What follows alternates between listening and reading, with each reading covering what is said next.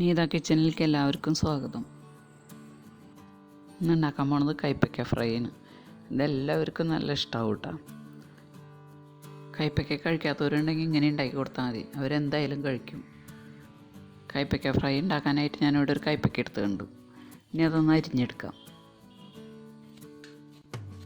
കൈപ്പക്ക ഞാൻ അരിയുന്നത് വട്ടത്തിലാണ്. നിങ്ങൾക്ക് വേണമെങ്കിൽ രണ്ടാക്കി മുറിച്ചിട്ട് അങ്ങനെ അരിയാം.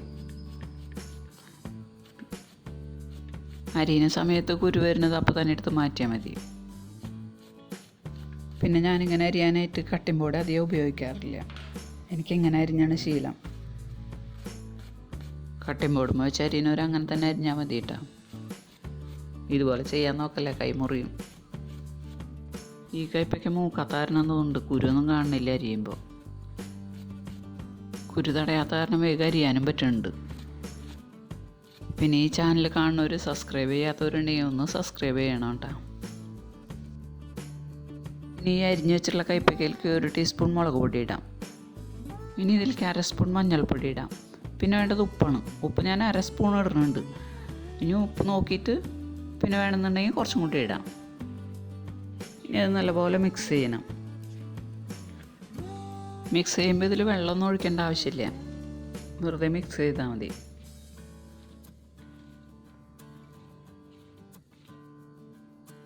ഇനി ഇതിൽ ഉപ്പ് നോക്കിയിട്ട് ഉപ്പ് പോരാന്നുണ്ടെങ്കിൽ കുറച്ചും കൂടി ഇടാം. ഇതിൽ കുറച്ച് ഉപ്പ് കുറവാണ്, അപ്പോൾ ഞാൻ കുറച്ചും കൂടി ഉപ്പ് ഇടുന്നുണ്ട്. ഉപ്പിടുമ്പോൾ ഞാൻ എൻ്റെ ഉപ്പ് നോക്കി ഇടണം കേട്ടോ. പിന്നെ ചിലർ പറയുന്നത് കേട്ടിട്ടുണ്ട് കൈപ്പക്കയിൽ കുറച്ച് ഉപ്പ് മുൻപ് നിൽക്കണം, അപ്പോൾ കയ്പ്പ് കുറയുന്നു.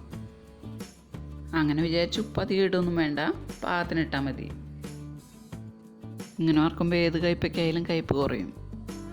ഇനി ഇതൊരു 10 മിനിറ്റ് മൂടി വയ്ക്കാം. ഇതിൽ നല്ലപോലെ ഉപ്പും മുളകൊക്കെ പിടിക്കട്ടെ, അതിന് ശേഷം വറക്കാം. ഇനി ഇത് വറക്കാൻ വേണ്ടി ഒരു പാത്രം അടുപ്പത്ത് വെച്ച് കത്തിച്ച് ചൂടാകുമ്പോൾ അതിലേക്ക് വെളിച്ചെണ്ണ ഒഴിക്കാം. വെളിച്ചെണ്ണയ്ക്ക് വേറെ ഓയിലായാലും മതി, നമ്മൾ എന്താ ഉപയോഗിക്കുന്നതെന്ന് വെച്ചെങ്കിൽ അത് ഒഴിക്കാം. ഞാനിപ്പോൾ വെളിച്ചെണ്ണീന് ഒഴിച്ചിട്ടുള്ളത്. ഈ വെളിച്ചെണ്ണ ചൂടാകുമ്പോൾ അതിലേക്ക് ആദ്യം തന്നെ കുറച്ച് കറിവേപ്പില ഇടാം. അതിന് ശേഷം കൈപ്പക്ക ഇട്ട് കൊടുക്കാം.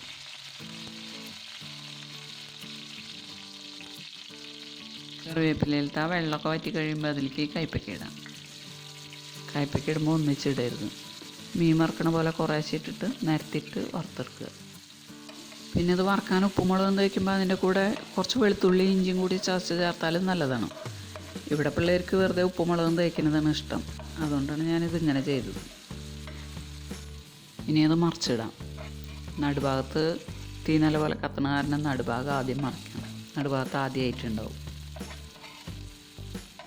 ഇതുപോലെ തന്നെ അല്ലാതെ മറിച്ചിടാം.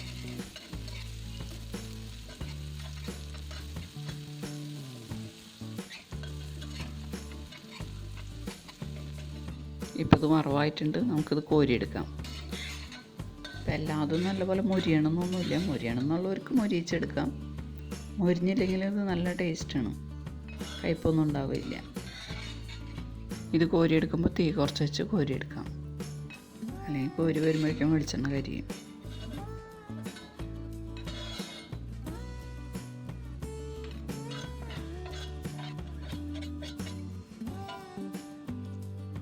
ഇനി ഇതുപോലെ തന്നെ ബാക്കിയുള്ളതും വറുത്തെടുക്കാം.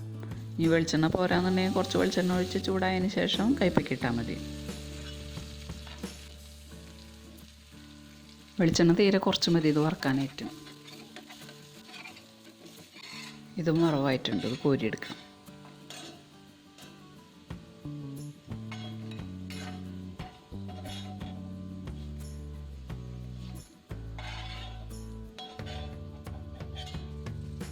ഇനി ഈ വറുത്ത കോരിയിലേക്ക് കുറച്ച് സവാള അരിഞ്ഞതിടാം. സവാള ഞാൻ വട്ടത്തിലാണ് അരിഞ്ഞിട്ടുള്ളത്. എങ്ങനെ വേണമെങ്കിലും അരിയാം, ചെറുതാക്കി അരിയണമെങ്കിൽ ചെറുതാക്കി അരിയാം.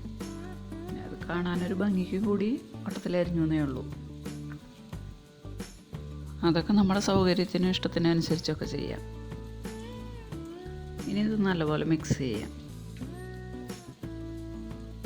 ഇത് കഴിക്കുമ്പോൾ ആ സവോളയും കൂടി കഴിക്കണം, നല്ല ടേസ്റ്റാണ്. ആ സവോളയുടെ രസം കൂടി വരുമ്പോൾ നല്ല ഒരു പ്രത്യേക രസമാണ്. അപ്പോൾ ഇതുപോലെ ഉണ്ടാക്കി കഴിച്ചിട്ടില്ലാത്തവർ ഇതുപോലെ ഒന്ന് ഉണ്ടാക്കി നോക്കണം കേട്ടോ.